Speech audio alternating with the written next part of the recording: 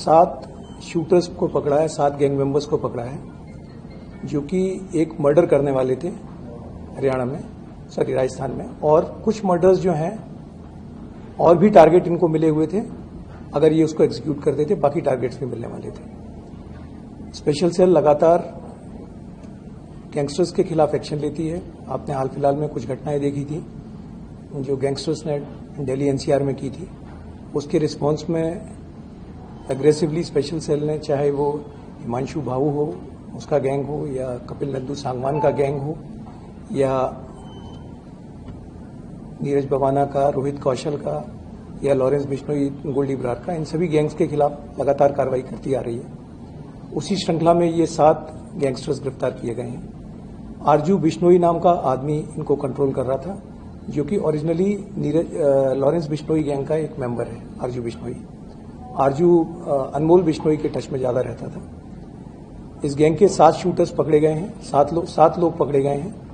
ये 4 स्टेट से पकड़े गए हैं, पंजाब से, हरियाणा से, राजस्थान से और दिल्ली से। इसमें पहली अरेस्ट 23 अक्टूबर को हुई है, जो कि एक साही राम करके आदमी था गंगानगर में, उसकी अरेस्ट हुई है। उसके बाद सुखराम के बाद में जो गंगाधर का था, साहिल और अमल करके कैरेक्टर्स हैं, जो अमर, जो कि अबोहर के रहने वाले हैं, इनको अरेस्ट किया गया। सबसे पहली अरेस्ट इसमें रितेश की हुई थी, जहां से ये शुरुआत हुई थी। फिर उसके बाद में बादल, प्रमोद और संदीप, जो गिरफ्तार किए गए गैंगस्टर्स हैं, इनकी हर एक की क्रिमिनल इन्वॉल्वमेंट्स हैं बाय एंड लार्ज, जिसमें साहिल जो है इस पर मर्डर और रॉबरी के मुकदमे हैं। 4-5 इन्वॉल्वमेंट्स हैं, उसमें 2 प्रोमिनेंट ये हैं। प्रमोद पे 304 का केस है। इनके पास से 6 सेमी ऑटोमेटिक पिस्टल्स, 24 कार्टिजेस और कार, मोटरसाइकिल जो कि चोरी की हैं, और साथ में जीपीएस ट्रैकर डिवाइस जो कि इनके पास से मिला है।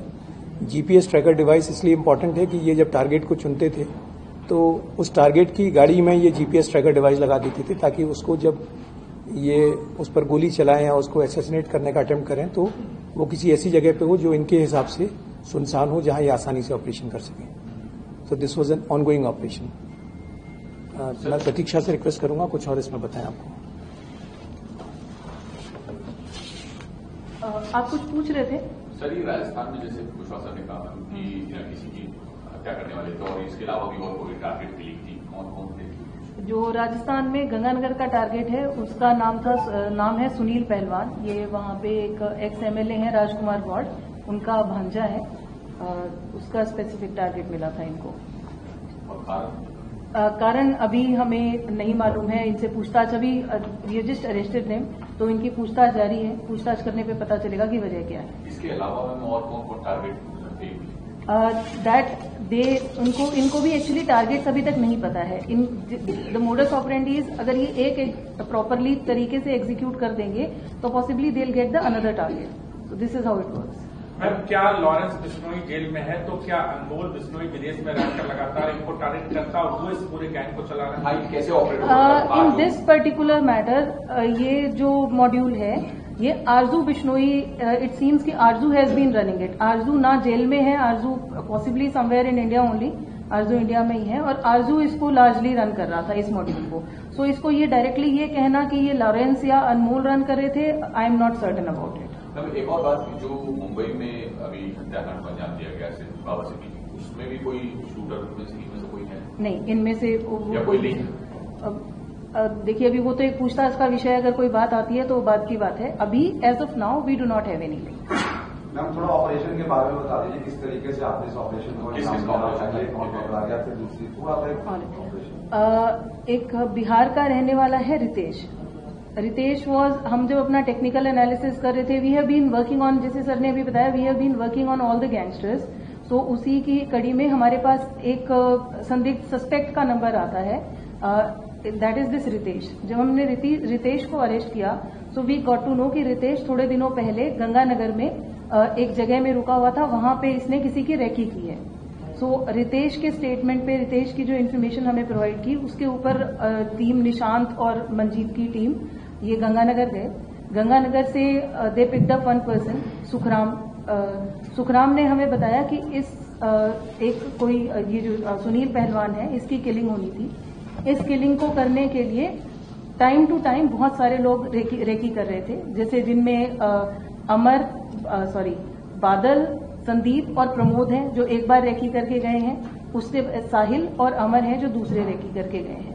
तो ये लोग थे जो इसमें इन्होंने बार बार रेकी की और इनके पास वेपन भी आ गए थे and they were about to execute it.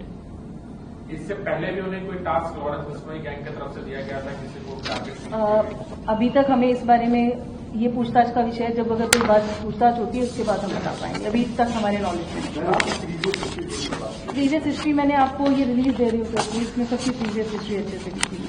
आरजू बिश्नोई के बारे में थोड़ा सा सर, आरजू बिश्नोई कौन है?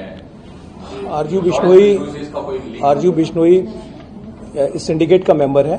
पहले भी ये कई केसेस में इसका जिक्र आ चुका है। इस सिंडिकेट के बिहाफ पे कुछ क्रिमिनल एक्टिविटीज की हुई हैं। ये जेल में था पिछले साल तक। ये जस्ट चेकिंग कि ये कब बाहर आया और कब दोबारा एक्टिव हुआ है। तो ये अनमोल के टच में था सर? ये अनमोल के टच में था। Sir, this is a unique thing where GPS, bugging devices are used. This is how long they have been using it. No, this is not unique. This has come on record earlier also. If you remember Nafis Singh Rathi's murder case, this particular MO came into limelight first time. But we know for sure that they have been using this GPS tracker device for quite some time. So was it a sticky one or these just dropping? This one is a normal magnet, but definitely they use magnet to attach it. Sir, Anmol Bishnoi कैसे अभी active है और कैसे इस gang को operate कर रहा है सर?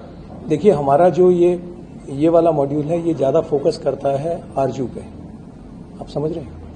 डेफिनेटली अनमोल जो है वो एक लार्जर फिगर है, बट अभी तक जो ज्यादा पॉइंटेड आ रहा है कि जो उसको चला रहा है वो आरजू चला रहा है। So that we won't be able to tell you as of now कि डायरेक्टली क्या चल रहा है, इसमें क्या नहीं चल रहा है।